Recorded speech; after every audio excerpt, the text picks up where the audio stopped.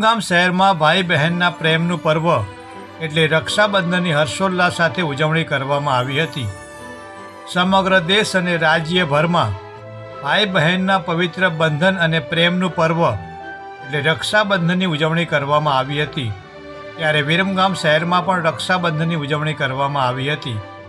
રક્ષાબંધન ભાઈ બહેનના બંધનને ઉજવવાનો પવિત્ર તહેવાર છે. આ તહેવાર દરમિયાન બહેન તેના ભાઈની કલાઈ પર રક્ષાસૂત્ર રાખી બાંધે છે, જેની સાથે તે તેના ભાઈની લાંબી આયુષ્ય અને સુખાકારી માટે પ્રાર્થના કરે છે.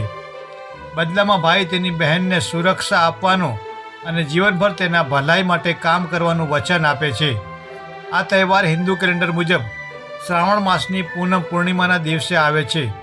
રક્ષાબંધન માત્ર રક્તના સંબંધો જ નહીં, પરંતુ ધાર્મિક અને સામાજિક બંધનો પણ જોડાયેલા છે.